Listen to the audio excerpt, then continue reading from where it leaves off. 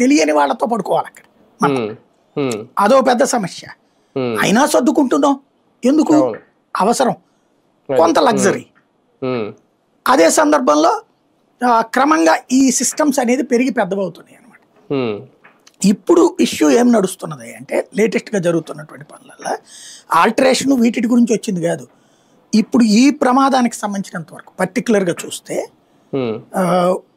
అసలు ప్రమాద కారణాన్ని డైవర్ట్ చేసేస్తున్నారు.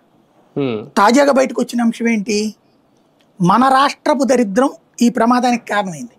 మన రాష్ట్రపు దరిద్రం ఏంటది, లిక్కర్, బెల్ట్ షాపులు.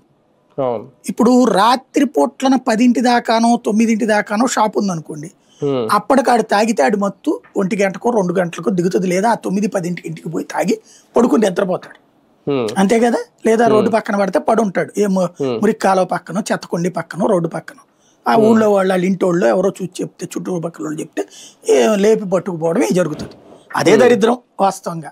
తాగి రోడ్డు మీద పడ్డం ఏంటి చండాలంగా, తాగితే ఇంటికి వెళ్ళి పడుకున్నారంటే సరే సావనండి, ఆ వ్యసనానికి కావట్లేదు, ఆయన చెప్పినట్టు ఏదో రాత్రి పగలు కష్టపడిపోయారు కాబట్టి పెగ్గేసుకున్నాడు అనుకోవచ్చు. కానీ తాగి రోడ్డు మీద పడిపోయేటటువంటి విధంగా తాగితే తందనాలు ఆడుతున్నారు. ఇప్పుడు ఈ ఉదంతంలో తాజాగా వెలుగులోకి వచ్చింది ఏంటి, ముందు అయితే అందరూ అనుకుంది ఏంటి అంటే బస్సు అతన్ని గుద్దింది ఆ తర్వాత దూరిందని. కాదట, తేలింది ఏంటది అంటే అక్కడ పెట్రోల్ బంక్ లో వీడు పెట్రోల్ పోయించుకున్నాడు, శంకర్ ఎవరో ఉన్నాడు అతను అక్కడ పెట్రోల్ పోయించుకునేటప్పుడే తోలుతున్నాడు, అక్కడ బండిని ఇట్లా తిప్పుతున్నాడు, ఏది సినిమాల్లో చూపెట్టిన స్టైల్లో తిప్పుతున్నాడు. వాడి వెనకాల ఇంకొకడు, ఇద్దరూ కలిసి హైవే మీద అడ్డంగా తిరిగారు, అడ్డదిడ్డంగా తిరిగారు బండిని, ఇంకెవరిని గుద్దేవాళ్ళు వాళ్ళు. చివరికి వాళ్ళ కాళ్లే డివైడర్ ని గుద్దుకున్నారు.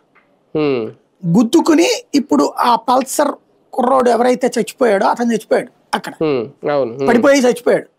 బస్సు కింద పడలే, అతను బస్సు కింద పడ్డం వల్ల చచ్చిపోయింది అక్కడ యాక్సిడెంట్ వల్ల. ఆ రెండో అతను పారిపోయాడు అక్కడి నుంచి.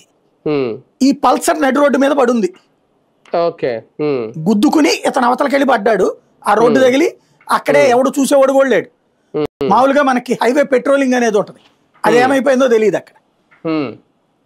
ఇంకోటి అక్కడ పెట్రోల్ బంకుల వాళ్ళకి ఇప్పుడు ఇంటిమేట్ చేయాలి ఇప్పటికన్నా, ఎవడన్నా తాగి వస్తే పెట్రోల్ పోయిబాకంటారా రాత్రి పూట్ల, ఈవెన్ పగనైనా సరే